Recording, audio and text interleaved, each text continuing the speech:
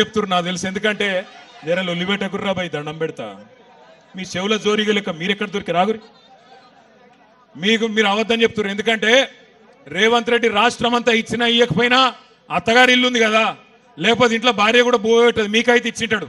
ఇచ్చిండా? 2500 పడ్డాయా? టకీ లేదా? మరి ఎట్లెట్లా అయిపోయా? మరి అత్తగారులకు కూడా ఈడెవడ నల్లుడు ఇవ్వాలి కదా. ఏం చెప్పిండు?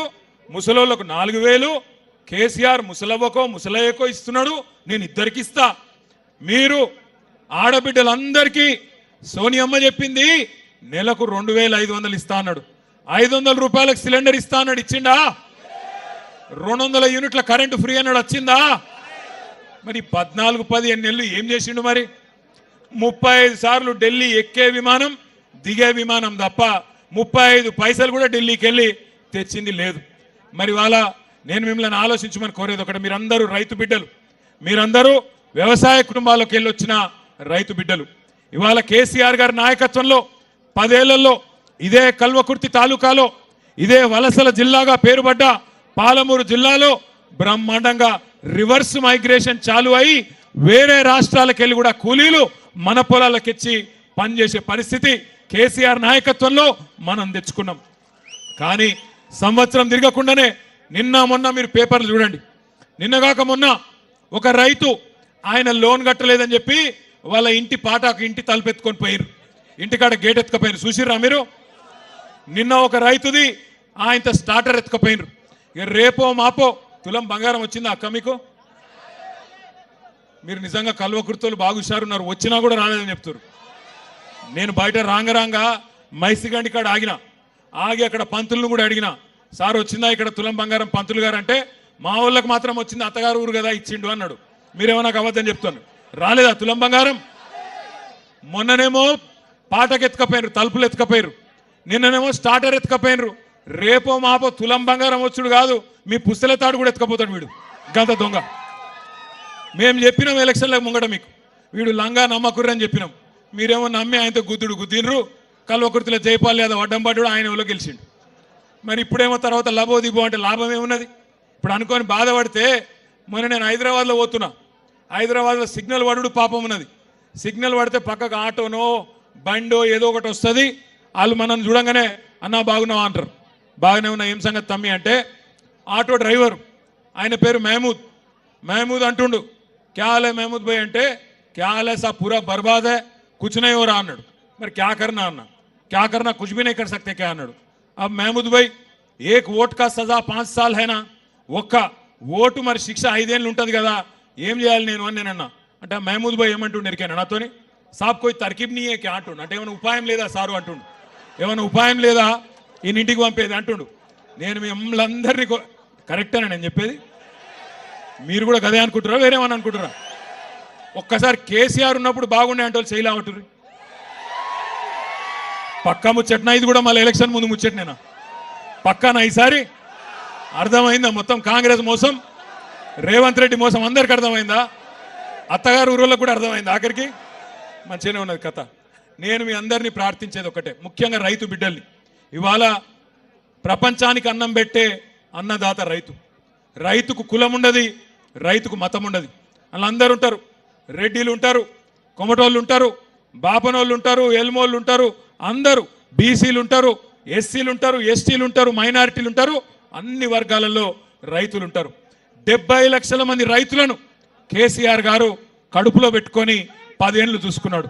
ఎవ్వరు మీరు అడగలే, దండం పెట్టలే, దరఖాస్తు పెట్టలే, ఎలక్షన్లలో ఓట్ల కోసం కేసీఆర్ గారు మాట ఇయ్యకపోయినా మీకు 1 కాదు 2 కాదు 12 కాలాలు 12 సీజన్లలో 1 2 కాదు 73,000 కోట్ల రూపాయలు రైతుల ఖాతాల్లో వేసిన మొట్టమొదటి ముఖ్యమంత్రి భారతదేశంలో రైతు బంధు మన నాయకుడు కేసీఆర్. ఒక రైతు చచ్చిపోతే ఆ రైతు కుటుంబం రోడ్డు మీద పడద్దు, ఆగం కావద్దు అని ఆలోచించి, బువ్వ పెట్టే రైతు కుటుంబం ఆగం కావద్దని ఆలోచన చేసి, రైతు చచ్చిపోతే మొట్టమొదటిసారి స్వతంత్ర భారతదేశంలో 5 లక్షల రైతు బీమా ప్రవేశపెట్టిన నాయకుడు కేసీఆర్. అదే విధంగా ఒక ఆడబిడ్డ లగ్గం చేసుకుంటే ఆ ఆడబిడ్డ లగ్గానికి మేనమామలు కూడా ఇవాళ రేపు సాయం చేస్తలేరు.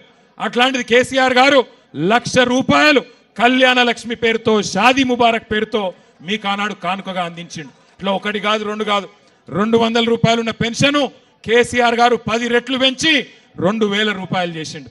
కానీ ఇవన్నీ చూసి బర్దాష్ గాక నంగనాచి మాటలు చెప్పి, దొంగ మాటలు, మోసపు మాటలు చెప్పి ఎట్లనన్నా ప్రజలను మోసం చేసి అధికారంలోకి రావాలని చెప్పి అరిచేతుల స్వర్గం చూపెట్టి ఆ మొండి చేయోళ్ళు మోసం చేసిండ్రు, గెలిచిండ్రు. కానీ నిజంగా చెప్పానంటే తప్పు రేవంత్ రెడ్డిది కాదు, తప్పు రేవంత్ రెడ్డిది కాదు. ఎందుకంటే రేవంత్ రెడ్డి చాలా నిజాయితీ గల్ల మోసగాడు. ఆయన నిజాయితీగానే మోసం చేసిండు. ఏం చెప్పిండు రేవంత్ రెడ్డి టీవీలల్లా? ప్రజలు మోసపోవాలని కోరుకుంటారు. చూసిరా మీరు లేదా? అది మోసపోవాలని కోరుకుంటారు ప్రజలు, మోసగాళ్ళని నమ్ముతారు, అందుకే మేము మోసం చేస్తూనే ఉంటాం అని చెప్పిండు. కానీ నిన్న చూస్తున్నా, అమ్మతోడు చెప్తున్నా, తెలుగు భాషలో గిన్ని తిట్లుంటాయని నాకు కూడా తెలియదు. అరే రే రే రే ఏం తిట్లు తిడుతుర్రా ఆయన, నాకు అర్థం కాదు. మొన్న ఒక అవ్వని చూసిన, మీ కల్వకుర్తి తాలూకానేనట, ఎర్ర సీర కట్టుకున్నది, మా అమ్మమ్మ లెక్కనే ఉన్నది చూస్తే, పెద్ద మనిషి. ఇక ఆమె తిట్టుడు చూస్తేనైతే ఇంకోడు రేషం ఉన్నోడైతే యాడనో పాడుపడ్డ బావి చూసుకొని ఆయనతో దుంకి చచ్చిపోతుండే. రేవంత్ రెడ్డి కాబట్టి సిగ్గు లజ్జ లేని బతుకు కాబట్టి బతుకుతుడు, కానీ అది ఏం తిట్లా నాకు అర్థం కాదు. ఒక ముఖ్యమంత్రి గిన్ని తిట్లు తినంగానైతే నేనైతే నా జీవితంలో చూడలే. మీరు చూస్తురా లేదా? నేను అడుగుతున్నా, ఒక్కసారి మీరు ఆలోచన చేయండి. ఎవరిని మోసం చేయలేదు రేవంత్ రెడ్డి ఇప్పటికీ? కులగణన అన్నాడు, 42% రిజర్వేషన్ అన్నాడు, బీసీలను మోసం చేసిండు. రైతులకు రుణమాఫీ అన్నాడు, 10,000 కాదు 15,000 అన్నాడు, వాళ్ళని మోసం చేసిండు. రైతు కూలీలు 12,000 ఇస్తా అన్నాడు, మరి ఇలా వాళ్ళకు మోసం చేసిండు. ఆడబిడ్డలు 25,000 ఇస్తా అన్నాడు, మిమ్మల్ని మోసం చేసిండు. పెళ్లి కాని అమ్మాయిలు స్కూటీలు ఇస్తా అన్నాడు, తులం బంగారం అన్నాడు, లగ్గం చేసుకుంటే వాళ్ళని మోసం చేసిండు. ఆఖరికి ఈరోజు ఎట్లా అయిపోయింది పరిస్థితి అంటే, ఈ రాష్ట్రంలో ఒక దిక్కు ఆటో డ్రైవర్ల ఆత్మహత్యలు, ఇంకో దిక్కు చేనేత కార్మికుల ఆత్మహత్యలు, ఇంకో దిక్కు రైతులు. ఇప్పటి వరకు ఈ 420 రోజుల 420 పాలనలో 430 మంది రైతులు ఇప్పటికే ఆత్మహత్య చేసుకున్న ఒక దుర్మార్గమైన పరిస్థితి కాంగ్రెస్ పాలనలో ఉన్నది. అది మాత్రమే కాదు, ఇప్పుడు మా సోదరులు ఆర్ఎస్ ప్రవీణ్ కుమార్ గారు చెప్పినట్టు, మన పిల్లలు బాగుండాలి, వాళ్ళు బాగా చదువుకోవాలి, విదేశాలకు పోవాలి, ప్రపంచంతో పోటీ పడే బిడ్డలుగా తయారు కావాలని చెప్పి మన నాయకుడు కేసీఆర్ గారు కొత్తగా తెచ్చుకున్న తెలంగాణలో 1022 గురుకుల పాఠశాలలు పెట్టి ఒక్కొక్క పిల్లోడి మీద 1,20,000 రూపాయలు సంవత్సరానికి ఖర్చు పెట్టి వాళ్ళను ఐఐటీలు, ఐఐఎంలు, ఎన్ఐటీలు, నీటులు, గత పెద్ద పరీక్షలలో పాస్ అయ్యేటట్టు వాళ్ళ కోసం, ఎస్సీ ఎస్టీ బీసీ మైనారిటీల కోసం గురుకుల పాఠశాలలు పెడితే ఈ సన్నాసికి అవి కూడా నడిపస్తలేదు. ఇప్పటికీ 56 మంది పిల్లలు, 56 మంది బంగారు లాంటి పిల్లలు ఇవాళ ఆత్మహత్య చేసుకునే పరిస్థితి గురుకుల పాఠశాలల్లో దాపురి